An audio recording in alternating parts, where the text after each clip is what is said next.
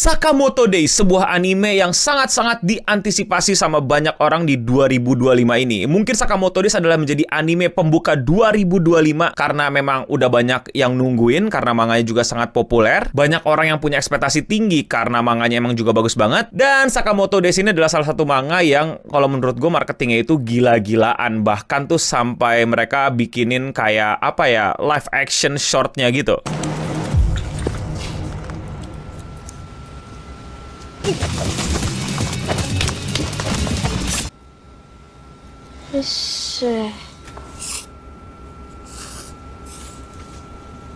Dan setelah gue nontonin ternyata, gimana menyebutkannya ya? Gue gak mau bilang ini jelek, karena memang tidak jelek. Bahkan tidak mid. Namun, seperti ada sesuatu yang menjanggal di hati gue pada saat menonton. Walaupun gue tetap bisa nikmatin dan tetap seru-seru aja. Tapi kayak ada sesuatu yang, ngerti gak sih lo? Kayak this little thing yang menurut gue, ini kalau keterusan, nanti di ujungnya bakal bahaya. Nah, kira-kira apa dan gimana pendapat gue mengenai episode awal-awal Sakamoto Days?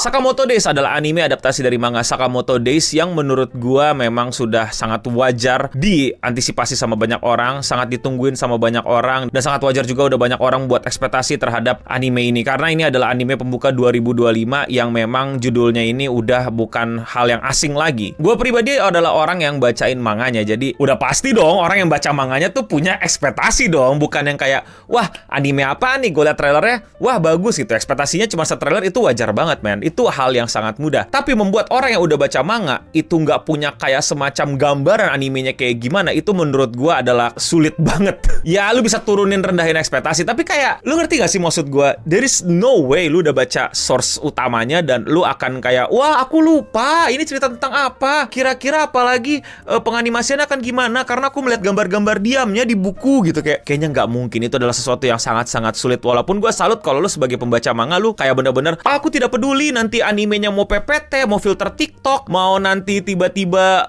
episode terakhirnya jadi bagus, aku akan senang gitu. Itu kan aneh gitu. Tapi ya kalau lu bisa keren lah. Ya jadi intinya gue udah baca manganya. Gue tuh baca manganya cukup hampir semua manga ya gue baca itu nyicil karena gue tuh biasa nikmatin manga tuh nggak tiap hari, nggak tiap baru terbit baru gue baca. Gue tuh biasanya baca pas lagi di kereta, pas lagi transportasi umum. Jadi ya enak aja gitu bacanya, bisa lebih banyak dan lebih tenang gitu. Nggak harus buru-buru dan nggak harus gregetan kira-kira next weeknya bakal kayak gimana. Dan gue udah baca Sakamoto itu sampai ini mau ngomongin spoiler alert ya. Lu kalau baru nonton gue ya jangan ngomong spoiler alert lah. Gue sangat-sangat sulit nih ngasih tahu kalau gue tuh hampir tidak ramah sama spoiler ya. Jadi spoiler alert, gue tuh baru baca sampai si Shin itu mau berlatih kan, karena si Shin kan dianggap lu ngapain ngelatih hal yang bukan keahlian lu kan esper, lu kan bisa baca pikiran orang, kenapa lu nggak nikatin kemampuan esper lu gitu. Jadi kayak dia mau berguru sama salah satu peramal di JEE yang GEE ya bahasanya, sebenarnya nggak tahu di bahasa yang bener gimana. Itu dia adalah peramal yang katanya bisa meramal 100% bener gitu. Jadi coba deh ngobrol sama dia, berguru sama dia. Nah sampai situ gue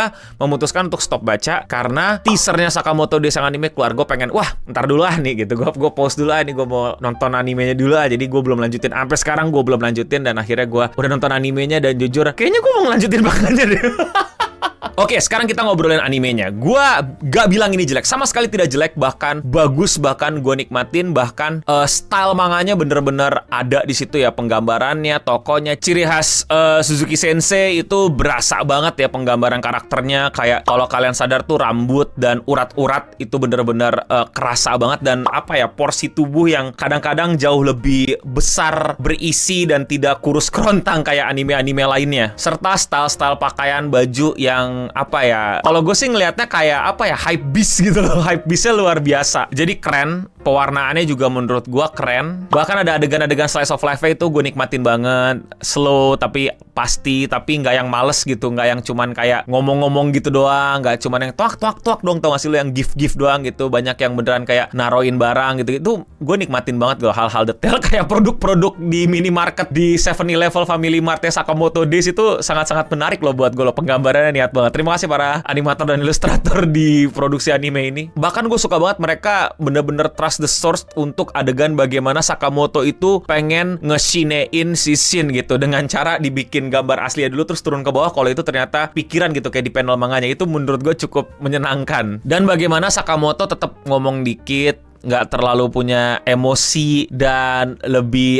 lebih sering ngomong dalam hati dan cuman bisa dari perspektif Shin gitu. Kita bener-bener dari perspektif Shin. Kalau lu sadar juga di manga tuh kita kalau bukan karena Shin tuh kita nggak bisa nikmatin Sakamoto gitu, karena si Esper ini kita jadi tahu isi hati Sakamoto yang sebenarnya. Dan kita masuk ke penggambaran action, kita ngeliat Sakamoto keren, itu kayak wah ini yang gue tunggu-tunggu. Dan tiba-tiba BGM-nya gue langsung kayak wait, ini BGM sangat-sangat familiar di gue. Ini vibe-nya bener-bener Haikyuu, bener-bener My Hero, dan ternyata bener yang bikin musik backgroundnya itu adalah Yuki Hayashi, the god himself. Gila, pantas keren banget. Dan abis itu actionnya, gua nggak bilang actionnya jelek, banyak actionnya itu bagus, banyak actionnya itu di slow-mo yang memang harusnya terjadi gitu, kayak untuk memperlihatkan seberapa seberapa gesitnya Sakamoto walau dengan badan yang udah kelebihan 30 kg. Bagaimana pensiunan pembunuh bayaran ini tetap beraksi walaupun dengan badan gemoynya. Untuk episode awal-awal menurut gua keren, shootingnya, punchingnya, teknik bertarungnya dan lain-lainnya, penggunaan slow-mo-nya. Tapi kalau ini diterusin sampai nanti season 1 habis atau bahkan sampai ke arc udah para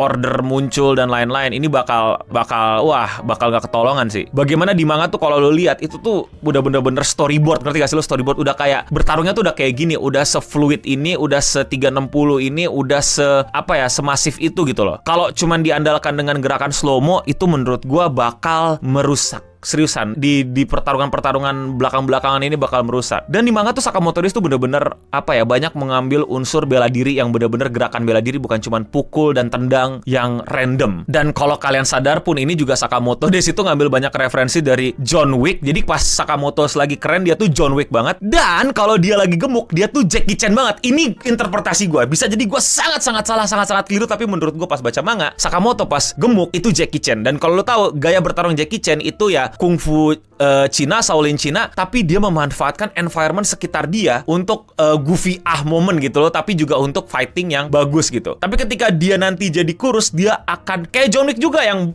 tetap bisa nancepin orang pakai pensil, tapi gayanya itu cool, efisien, gak buang-buang peluru. Makanya gue sempet janggal ketika gue ngeliat gerakan-gerakan berantemnya kayak berantemnya Dragon Ball. Tau gak sih lo Dragon Ball yang gitu ya, kayak cuman diulang-ulang gitu. Beberapa kali hadir kalau kalian sadar, dan itu sedikit agak bikin kokoro gue gitu, kayak nanggung mati. Tapi ya udahlah episode 1. Tapi ya itu gue bilang, kalau ini diterusin sampai akhir, aduh sayang banget. Menurut gue sayang banget ya. Dan abis itu gue cek kan, ini emang studio apa sih yang bikin gitu. Ternyata yang bikin TMS.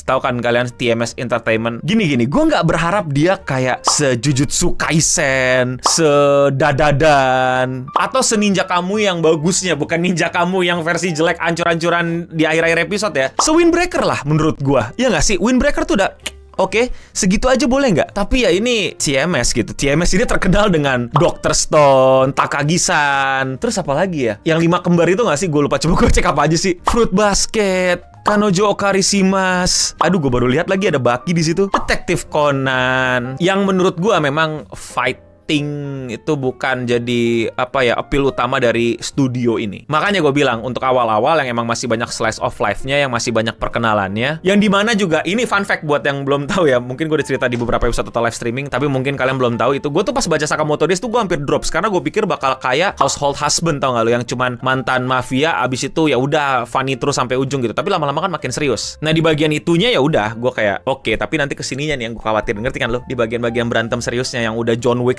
stylenya, yang udah sampai nanti tembus gerbong kereta. Wow, aku sangat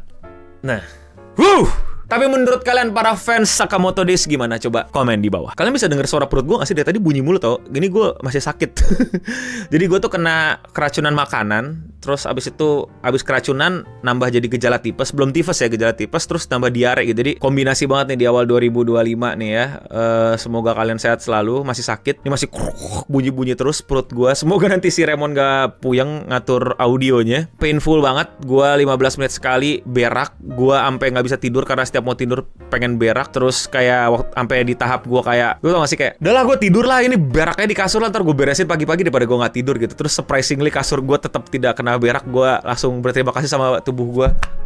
Good job man, good job. Let's go berak gue pagi-pagi. Ya semoga kalian sehat selalu lah. Kalau kalian mau support channel Om Kena Diare ini, lakuin dengan sesimpel klik tombol subscribe. Dan ya, sekian Radio Singam untuk episode kali ini. Gue Nobening pamit undur diri. Dan untuk kita semua, Sakamoto Days, stay clean and sound.